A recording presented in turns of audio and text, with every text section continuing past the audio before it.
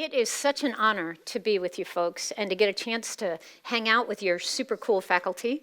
And they really are super cool. I know that we are kind of the nerd class, the PhD types, but these are cool nerds, just letting you know. So yes, I'm truly honored, and I bring greetings from the West Coast where it's 9 o'clock. So I'm starting to wake up, and that's a good thing as well. As introduced, the topic we're going to be dealing with is the place of the name in Deuteronomy, and integrating linguistics, archaeology, putting you through your paces as PhD students, and who knows, maybe even capturing a future dissertation out of the thrilling information you're about to be exposed to. So it was a cool spring afternoon in April of 1980, while Israeli archaeologist Adam Zertal was conducting a routine archaeological survey of the territory of Manasseh, when his team uncovered what would become the most controversial find of his career. It was an Iron One cult site. And for those of you who are not into archaeology, Iron One is Israel's settlement period, on the shoulder of Mount Ebal. He began excavations in September of 1982, completed 4 seasons, and published his finds in January of 1985. More than 10 years later, I began my dissertation work. And in my dissertation work, I focused in on the linguistic study of the long-debated Hebrew idiom found repeatedly in Deuteronomy's centralizing formula, the place that Yahweh would choose to cause his name to dwell, is how your Bibles typically translate it. And focusing in on this place to which Israel was to come and worship, I was intrigued by all of the various evolutionary theories that had been applied to Deuteronomy based on the idiom. After the dissertation became a monograph during my first earned sabbatical, my linguistic and sociological study led me smack dab into Ebal and Adam Zertal's controversial finds. My lecture with you folks this afternoon will tell the story of how these two streams of information met, and will hopefully have some pretty serious impact on your understanding of Deuteronomy's place of the name. So to start at the beginning, I am sure you are all aware that a major theme in the book of Deuteronomy is the place, the central cult site to which Israel is repeatedly commanded to come after they successfully enter the promised land. To this special place, Israel is instructed to bring their burnt offerings, their sacrifices, tithes, contributions, votive freewill offerings. In other words, all of the tribute they are to bring to the great King Yahweh. They are to eat before Yahweh with their households, rejoice in all their undertakings. Throughout the book of Deuteronomy, the correct worship at this central site is presented as the defining criterion of community faithfulness. The problem is that the book of Deuteronomy never actually names the place. As a result, over the generations, scholarship has directed their attention to a variety of sacred sites identified in the settlement traditions. Folks have looked at Shechem, Shiloh, Bethel, Gilgal, Gerizim, and briefly Ebal. But since the days of W.M.L. DeVette, pull up your history of scholarship, and Julius Wellhausen, the place has been identified as Jerusalem, and that option has eclipsed all other options. As a result, the idea is that the book of Deuteronomy is actually speaking in a sort of foreshadowing code about Jerusalem's central sanctuary. Now, Jerusalem surely is not named in the book, and we know the city did not house Israel's central cult site until the days of David.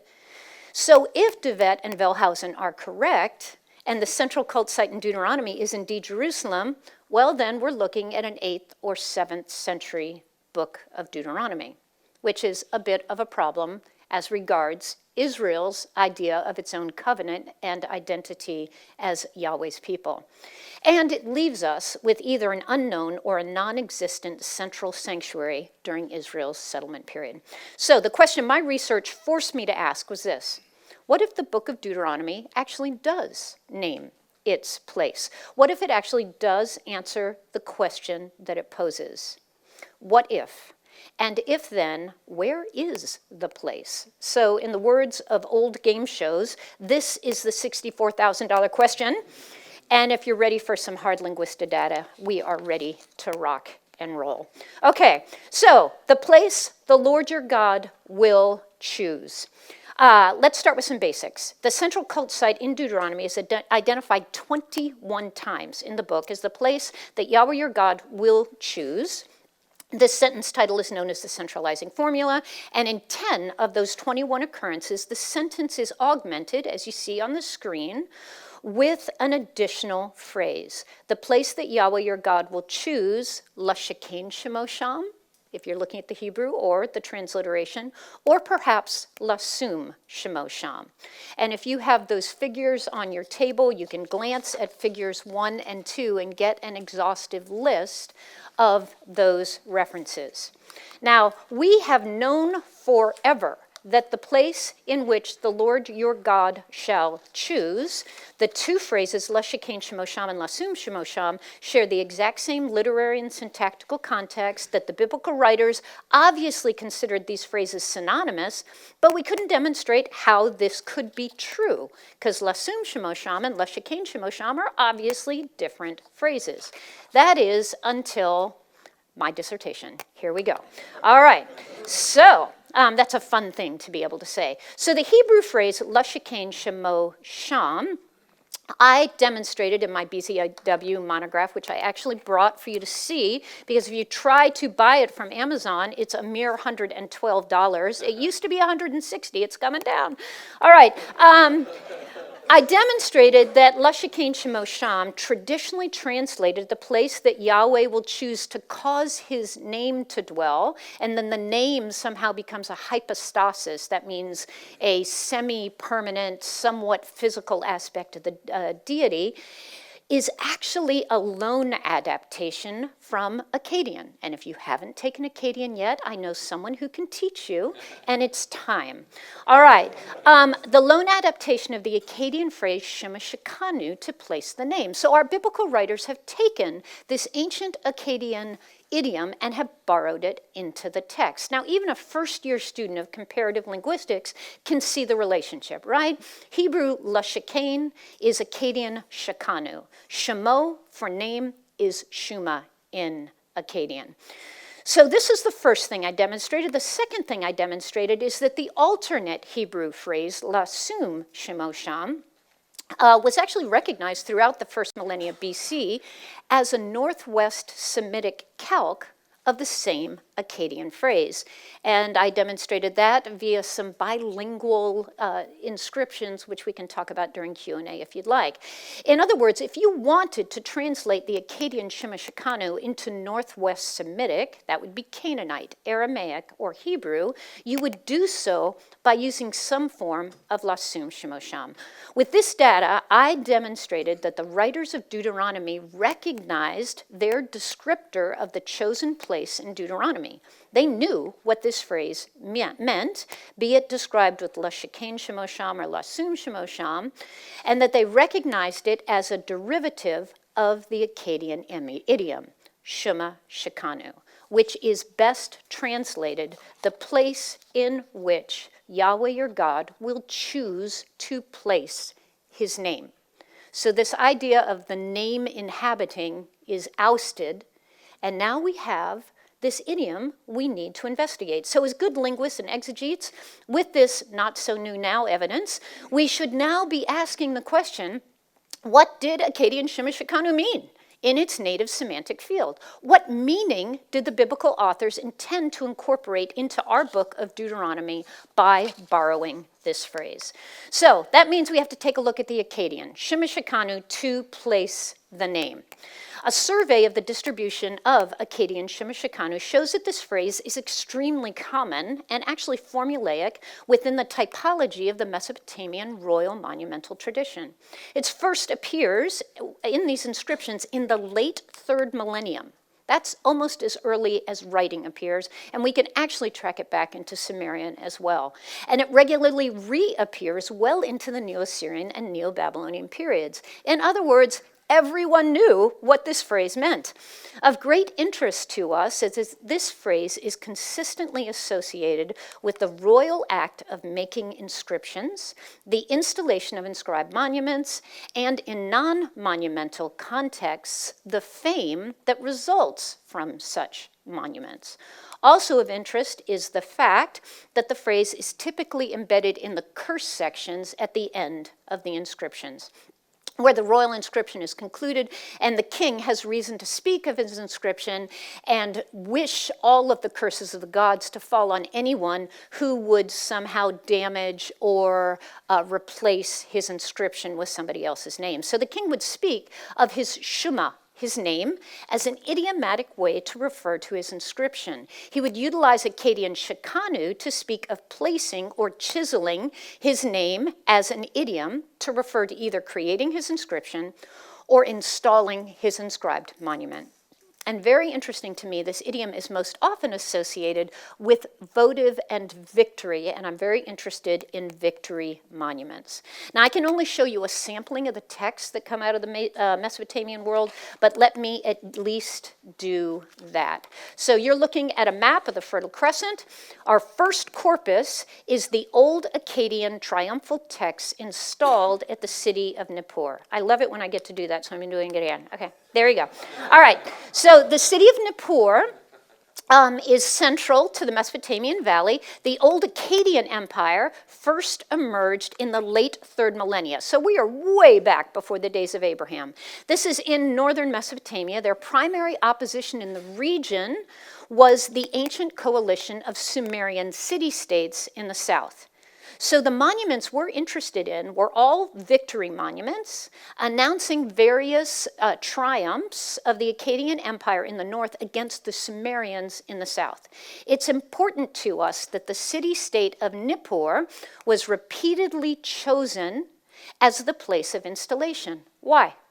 Nippur was not a military capital, nor was it the most powerful of the city-states, but it was considered the religious capital of Sumer. It's a regal ritual city in Larry Steger speak, so significant was Nippur to the cognitive map of the ancient Sumerians that control of Nippur was thought to confer the right to rule the region. If you controlled Nippur, you controlled Sumer. And so the Akkadians adapted that perception and they put up their victory monuments in Nippur.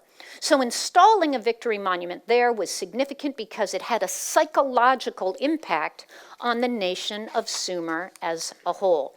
So let's take a look at some of those triumphal texts installed at Nippur. The first is from Rimush. You can see his dates on the screen. And it reads, whoever, let's get the English down there, whoever should remove the name, highlighted as Mu, of Rimush, king of the world, and on the statue of Rimush put his name and say, my statue, and then Rimush will go on to list all the curses that he wants to fall on the head of that usurper. Now, I've highlighted the significant vocabulary. Mu is the Akkadian logogram meaning name. Ishkanuma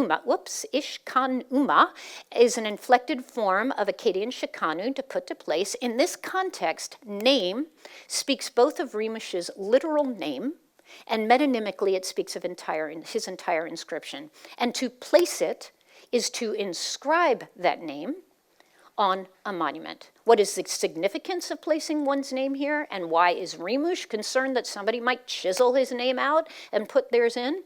Well, anyone who puts his name on Rimush's statue is stating, A, this statue is mine, and B, whatever heroic deeds are recorded on this statue are mine as well. Let's look at a reconstruction by Giorgio Bucciolati of the actual statue that Rimush is understood to have raised in the courtyard of Nippur.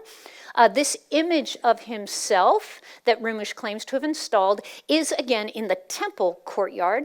Who is its intended audience? The newly subdued southern rival of Sumer. And here's Rimush's inscription regarding the statue itself. Rimush, king of the world, fashioned a statue of himself of meteoric iron for Enlil, that is, Lord of Air, and it stands before the god Enlil. He set up his name at the side of the gods. As for the one who removes this inscription, may the gods Enlil and Shamash tear out his foundations and destroy his progeny. So here the king states that he set up his name at the side of the gods, and apparently in this context, Rimush's name actually means not just his inscription, but the monument itself. In addition to Rimush, we have inscriptions at Nippur from Naram Sin, at least 3 of those, and 1 from Shalkalashari. All of them make use of the Shema Shekanu idiom as well. The one who removes the name of Naram Sin and puts his own name there, or shows it to an outsider or stranger and says, hey, erase his name and put my name instead. May the great gods in their totality curse him with a terrible curse. And the curses go on, and on, and on.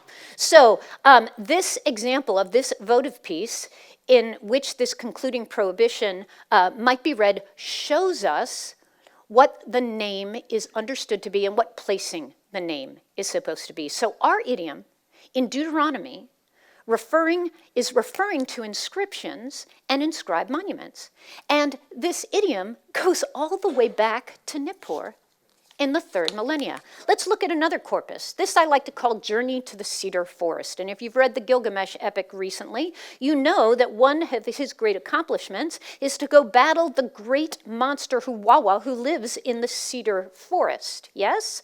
Well, that cedar forest is actually in the Amanus mountain range, and this assemblage also makes use of the Shema Shekanu idiom as military narratives of the northern kings, those are the old Akkadians, the Assyrians, folks from Mari, who are busy plundering the renowned Cedar Mountain and bringing home cedar trees and junipers for building projects. From Sargon I to Shalmaneser III, these northern kings repeatedly campaigned to the west to plunder the Cedar Mountains, and they memorialized their campaigns with inscribed monuments. Sargon I, Yakdulim, Shamshi-Adad, Ashur-Natsir-Pal II, possibly Tiglath-Pileser I, Shalmaneser III, they all repeat this honored tradition, and here our idiom Shema Shekanu is also repeated, and also repeated to speak of the kingly act of setting up an inscribed victory monument. Let's take a look at Yakdulim of Mari. But Yakdulim, the son of Yagadlim, the mighty king, a wild ox among kings, marched to the shore of the sea in irresistible strength, and besides that, he was really good looking and had great hair. To the cedar and boxwood mountain, the great mountains he penetrated, he set up a monument, placed his name, and made known his might. Or perhaps Shamshi-Adad. At that time I received the tribute of the kings of Turkish and of the king of the upper land within my city Ashur. I placed my great name and my stela in the land of Lebanon on the shore of the great sea. Of interest to us is the fact that not only do we have this corpus in the Amanus mountain range, a journey to the cedar forest, but there were apparently a number of places that were popular with the Mesopotamian kings as locales where you would go to place your name. Places that were marked by unique significance, either beauty or danger or a great military victory. In fact, there were several triumphant texts which report that a certain ruler set up his monument next to the monument of his predecessor, or that he used the same outcropping of rock for his relief. The remains of such repeat stone engravings may be found at the Tigris Tunnel, Tushan along the upper Tigris, Nineveh, Kalhu, and interesting at the mouth of Naher el Kalb, which is the river of the dog. This one I find super interesting and kind of entertaining as well, because this location, 6 miles north of Beirut, is apparently a very dangerous but necessary passage for anyone campaigning from Mesopotamia down into the southern Levant. So ancient armies would celebrate their safe passage through this wadi. I now know in California they call them barrancas, so I have a new name to add. On the right, the south face, there are 17 rock carvings and stela from every imaginable era of history. The first inscription is that of Ramses II, there on your right. On the left is thought to be Shalmaneser's, the third's inscription. Here is an unidentified Assyrian king, but we all know it's an Assyrian king because the iconography doesn't change much. Most interesting to me is the more recent inscriptions that also place the name of the Na'er el-Kalb.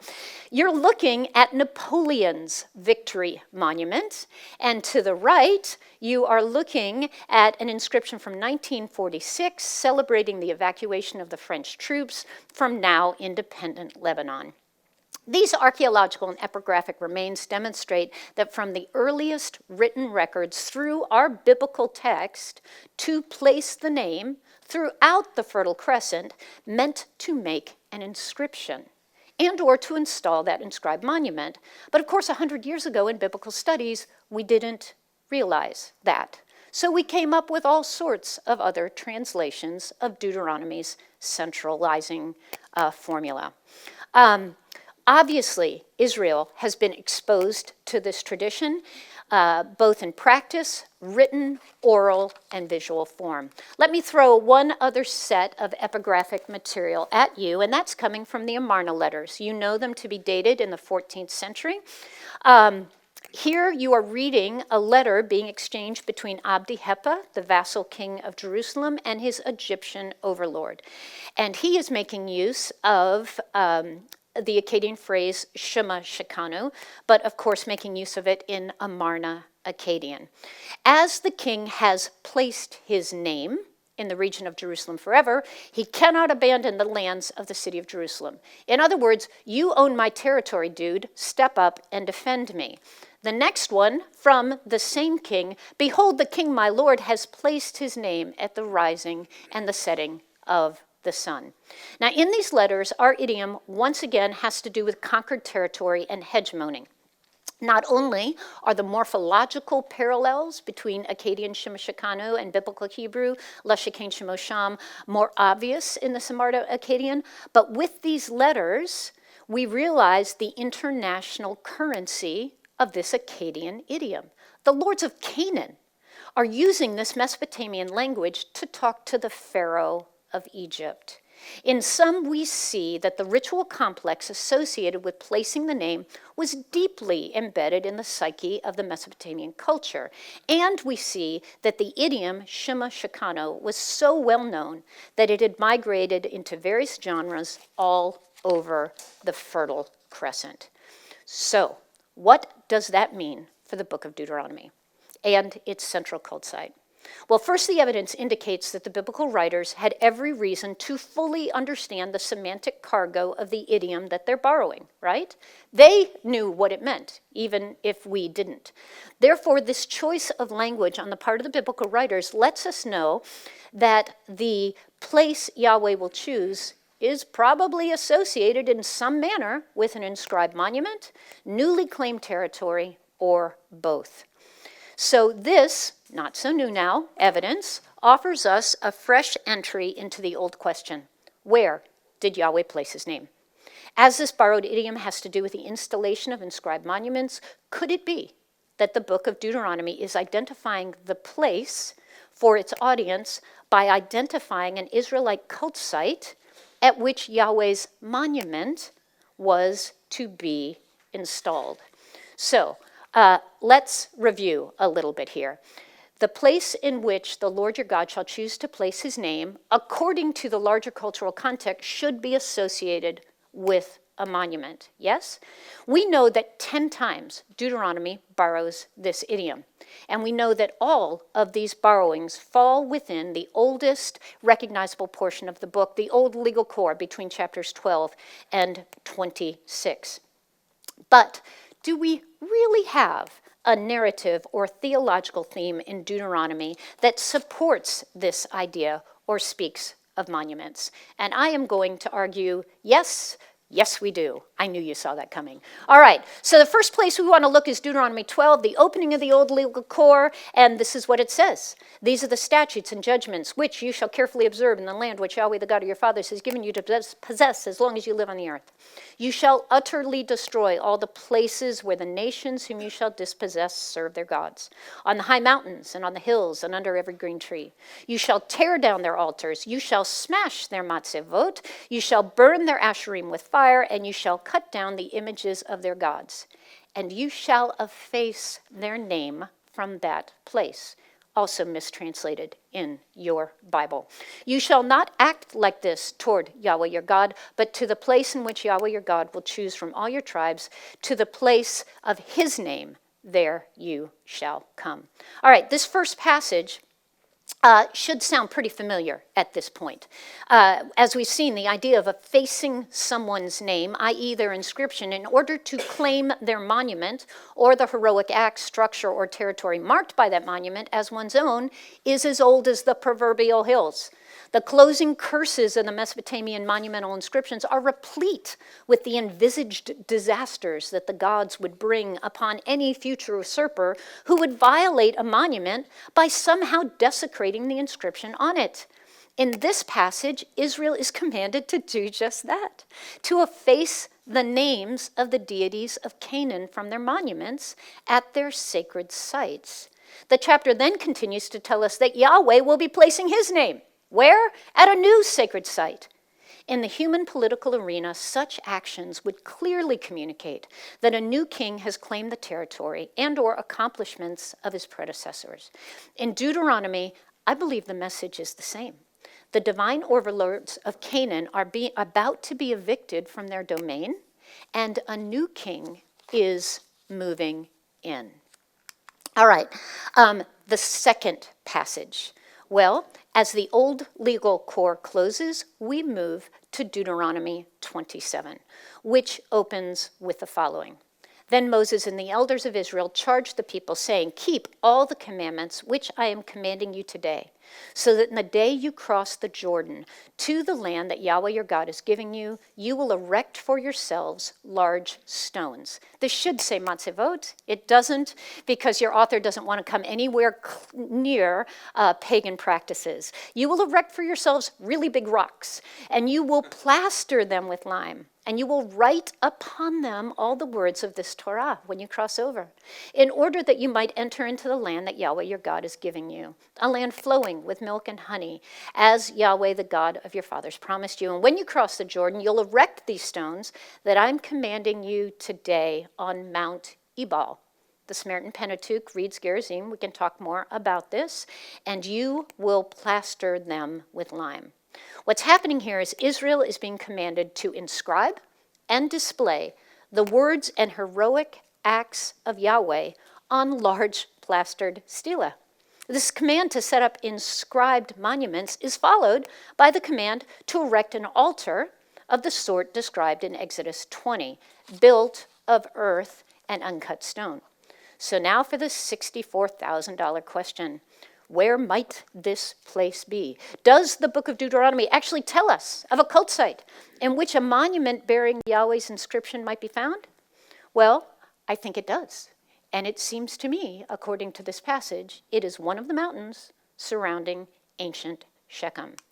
And there you will build an altar for Yahweh your God, an altar of stones upon which you shall not wield an iron tool. This is Exodus 20. Of uncut stones you will build the altar of Yahweh your God, and you shall offer on it burnt offerings to Yahweh. You shall sacrifice peace offerings and eat there and rejoice before Yahweh your God. Does that sound familiar? That's Deuteronomy 12. You shall write on the stones all the words of this law very distinctly. So Israel is commanded to offer their burnt offerings, eat, rejoice before Yahweh on Mount Ebal, just as they were commanded to do at the place in Deuteronomy 12. Moreover, whereas according to Deuteronomy 12, the place is a locale across the Jordan in which Yahweh's inscribed monument and altar may be found, well, just such a place is identified right here in Deuteronomy 27. So in sum, what we are looking at with the linguistic part of this argument is that Deuteronomy 12 introduces the law code with a command to efface the inscriptions of the Canaanite deities from their cult sites. That's nothing new in this cognitive world. Deuteronomy 12, 5, 11, 21, they're listed on your figures, identifies the place as that special locale where Yahweh's inscription will be found.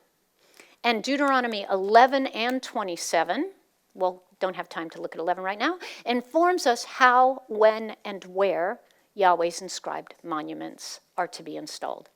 So we see that the theme of Yahweh's inscribed monument is broadly distributed within the book of Deuteronomy, and the texts evincing this theme, Deuteronomy 11, 12, and 27, are critical to the larger narrative structure of the book.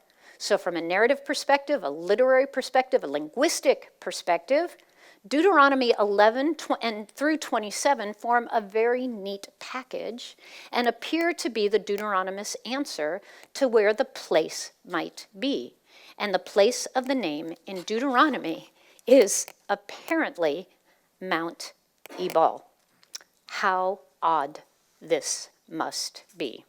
All right, the deal is, however, and I am running out of time, that this is not a welcome interpretation by most of the higher critical world committed to Wellhausen's paradigm. Because Deuteronomy has to be 7th century, and what in the world would anyone be doing worshiping at Mount Ebal during the 7th century? The northern kingdom is busy worshiping at Dan and Bethel. The southern kingdom is busy worshiping at Jerusalem. Having a central cult site in Ebal is like having the Washington Monument in Bismarck, North Dakota. There is no reason to do this. So, there have been many solutions to this problem, and solutions that make Ebal an unacceptable response. And one of them is the response that there is no such thing as a plastered stela in the ancient world. There are such things as plastered stela. You will recall that the Israelites were commanded to plaster their standing stones with lime. It's very interesting to me that as I plowed through dozens of commentaries on Deuteronomy, that most commentators seem to think that plastering a prepared stela for an ink inscription is somehow an anomaly. Most will say that it's possibly trackable to Egypt, but unusual at best. Whereas in reality, coating stela with lime-based plaster in order to inscribe with ink was a common practice in Iron Age Canaan. So much so that Frank Morecross, bow your head, the master of all things epigraphic, has stated that the dearth of inscriptions recovered from Iron Age Israel is probably the result of the widespread practice of this historically unfortunate epigraphic convention. Because obviously when rain falls on plastered stela, the ink washes away. Hence, Mount Ebal, well, let's take a look. Again, I'm just going to start plowing through here. Where do we have plastered stela? Well, the most famous is probably the Der Allah ink on plaster inscriptions. Dating to the end of the 8th, perhaps the early 7th century BCE, this important site is located halfway between the Sea of Galilee and the Dead Sea in the Transjordan. Here, plaster fragments written upon in ink in a cursive Aramaic script form part of a large inscription painted upon a wall or perhaps a mud brick stela in red and black ink. The important stuff's in red. Isn't that interesting? The subject matter of this large inscription can be heard in the title of the text. The Book of Balaam, son of Beor, the man who was a seer of the gods. Here are some close-ups of those plaster chunks excavated, combinations 1 and 2, and here we see ink on plaster inscriptions were indeed well known in Iron Age Canaan. We'll move on to Kuntilat Ajrud, also the focus of a great deal of scholarly interest, also from the 8th century. This caravansary, that means a truck stop with a chapel, had a bench room where passersby could leave their offerings and receive a blessing in return. Here, several Hebrew inscriptions using ink on plaster have been recovered. Here's a close-up of probably the most famous. May your days be prolonged and may you be satisfied. Give Yahweh of Teman and his Asherah favor. I'll let you talk about that in your PhD seminars. But the point being, I've got ink on plaster being displayed as, I don't know what I touched or how to get back, and I might need help. Those are Westies. I don't know what happened. Because my screen is still doing what it's supposed to be doing. Is that going to work?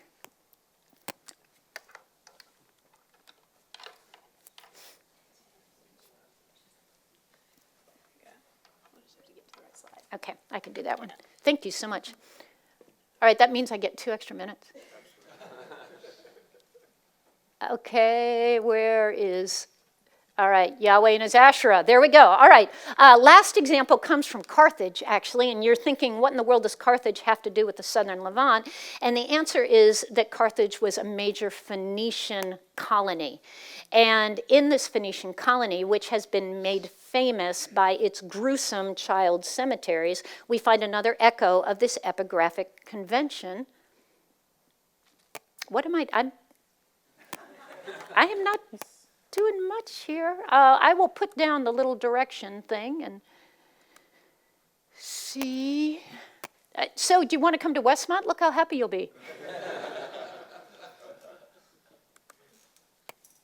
Okay, we'll just do it this way. All right, so Phoenicia settled this area, and here is where child sacrifice to Molech has been researched.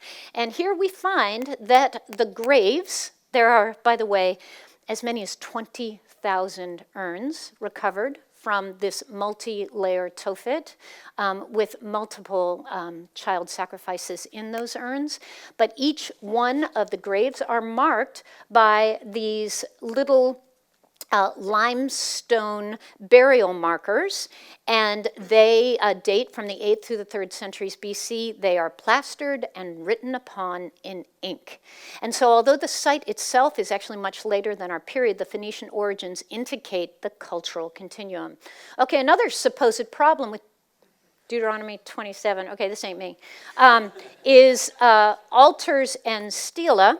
And the idea, supposedly, that an altar and a stela doesn't belong in the same site. And as any of your Old Testament profs will tell you, altars and stela do indeed belong in the same site. But when folks like Von Raat and our great fathers in the faith were trying to deal with Deuteronomy 27, they hadn't necessarily excavated any Canaanite sites, and they thought it was odd that there would be an altar and a stela in the same site, and so they came up with 2 supposed traditions, one commemorating Sinai and one commemorating Gilgal, and named Deuteronomy 27 stela, some sort of late odd addition to the text.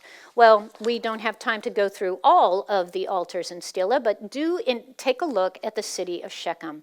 Incredibly famous. The temple is significantly important to us because it operated during the Iron One period, which is the settlement period. And it's located right in the midst of the territory of Manasseh, which is where our people settle in the Promised Land. The region of most concentrated early Israelite settlement, therefore, encircles the ancient city of Shechem. And as you probably know, the city and the territory of Shechem, Shechem was the political, geographic, sociological center of the northern part of the Central Hill Country, from the Middle Bronze all the way through the Iron One period. Steger describes Shechem and its temple as the premier religious center of the Highlands. Israel Finkelstein speaks of it as the most important urban center, and we will read later that Magain speaks of it, G. Wright speaks of it as the uncrowned queen of Palestine. So if Steger's reconstruction is correct, this temple that we're about to look at functioned throughout the early settlement period until its demise in 1100 BC by Elimelech, who is recorded in Judges chapter 9. And as we look at Shechem and at the critically important fortress temple that is located there, we find that right there in the courtyard are two enormous stela. I can't stress to you enough how important this cultic center was. It was multi-storied, 70 feet wide, 86 feet long, and 6.5 meters in front of the entrance. In this open air region was an altar as well as two major and one lesser stela. You're looking at Matseba 1 or Stela 1. It actually was destroyed by its second excavator because he didn't want Judges 9 to actually be historical, so he threw it into the dig dump and destroyed it. But even with its destruction, as you look at the lower picture, you can see how massive it was. G.E. Wright speaks of it as so huge that could not have been moved very far by anyone without major preparation and special equipment. It was a specially fine piece of hard white limestone. Unlike the other stone used in the great building, great care had been used to cut it, smooth it by polishing, and do away with the chisel marks. Larry Steger adds to that, the quality of the size, shape, and preparation of the stela suggests that it once bore an elaborate inscription. The two stela flanking the inscriptions were not engraved. Otherwise, some traces of the inscription would remain. But instead, Steger goes on to say that it was covered with plaster and inscribed with a painted inscription. Here are more contemporary pictures of Shechem and the stela, and my big day when I got to lecture on the stela right there in the midst. Okay, so all this to say, Deuteronomy 27 doesn't need to be fixed. The idea that there's an altar and a stela at Israel's cult site doesn't need to be fixed. The idea that there's an altar and stela is exactly what should be at an Iron One cult site. So let's see what I can do with 3 minutes here about Mount Ebal. Now, Mount Ebal, as you've seen, stands on the shoulders of Shechem. Ebal and Gerizim flank the city. We saw in Mesopotamian practice that Akkadian Shemashikanu was commonly associated with the installation of a votive or victory display monument, and that these monuments were installed in politically or geographically significant locations. We looked at this image of Rimush's stela and saw that Akkad was speaking to Sumer by installing the victory monument in the midst of Nippur. We saw that there were repeat installations to again declare hegemony over the western coast. Well, what about the archaeology of Mount Ebal? Well, as I said, Ebal is not the place you would anticipate anything significant happening at any point during the monarchy. It is an odd choice for the central sanctuary any time during the united or the divided monarchy. But there was one stage in Israelite history during which Ebal was anything but obscure. You see, Ebal is located in the hill country of Manasseh, the region identified by Zerkal and Finkelstein as the densest area of early Israelite settlement. 2/3 of the Iron One Israelite population in Canaan in the 11th century BCE may be found right here, as well as 1/3 of the identified sites. If we are to assume, based on what we know about Shiloh, that an early Israelite cult center would be situated in a place accessible to the largest possible portion of our newly settled tribal population, the territory of Manasseh would have been absolutely the best choice in Iron One Canaan. Moreover, in what will come to be known as the region of Manasseh, the city and territory of Canaanite Shechem was indeed the established political, geographic, and religious center of the indigenous population. Sounds a lot like Nippur, doesn't it? Except for now, we're looking at Canaan. Let's take a quick look at some of its conspicuity. One thing you need to know is that Ebal is geographically quite conspicuous. It is the highest mountain in northern Samaria. It rises over 3,000 feet above sea level. It claims a view from Mount Hermon to the hills of Jerusalem. George Adam Smith, the first historical geographer of ancient Canaan, made this comment: "The view from Ebal virtually covers the entire land. No geography of Palestine can afford to dispense with the view from the top of Mount Ebal." And having seen Ebal, I would also argue that any stela placed on top of Ebal would be visible for miles and miles around. If the intent of placing the name in the book of Deuteronomy, like the triumphal monuments of Mesopotamia, is related to a visible declaration of hegemony in a politically and religiously significant site, guys, there's no better place than Mount Ebal in early Canaan. I would love to detail with you the archaeology of Mount Ebal. Let me say a few things. It indeed was excavated by Adam Zertal in 1982 to 1989. He published his findings. He was talked into publishing a popular article with Barr before he got the site report out. And he sabotaged his professional career by doing so, because he made the argument that what he had found in the second stratum of the site was Joshua's altar.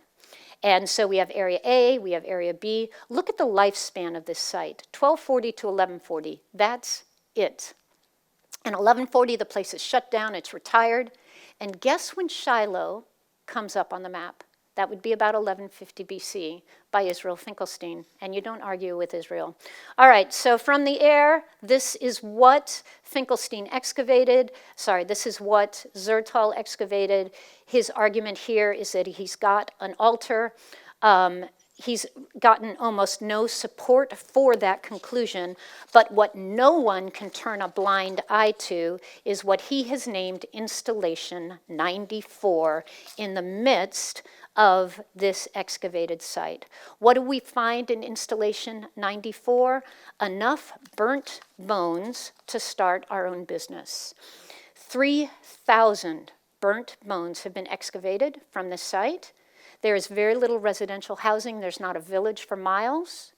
In other words, this is not regular life. This is an offering place. And of those 3,000 burnt bones, 96% would pass the Levitical standard for clean. Only edible animals are present at Ebal, while at other sites, animals possibly used for various purposes, such as equids, that's horses and donkeys, are present. The specific absence of gazelle and pig remains is of interest, considering their presence in the immediate vicinity of the site, both in antiquity and today. It is suggested that the Ebal faunal assemblage represents a narrow range of activities, either in function or in time. The absence of animals prohibited for consumption but frequent at other Iron Age sites suggests conformity with biblical tenets. Now, I'm not even going to touch what Zertal has done with his buildings, because it is so controversial at this point in time. But what we clearly see, and everyone must affirm, is that Ebal boasts an Iron One cult site. An Iron One cult site. We've got like 3, with a uniquely Israelite bone assemblage utilized only in the earliest stages of Israelite settlement prior to the settlement of Shiloh. So, yes, something akin to Deuteronomy 27 could have happened here. So, to close all of that down, summary and conclusions. Our linguistic study shows that the place of the name means we should be looking for an inscribed stela. That's what it teaches us. We see that Deuteronomy chapters 11, 12, 27, and a little mention in 7:5, stela, inscribed stela, make a repeated appearance in the book of Deuteronomy and culminate with the traditionally illegitimate child of Deuteronomy chapter 27. Not in my world. It belongs in there. The book of Deuteronomy does identify its special place as Mount Ebal or perhaps Mount Gerizim.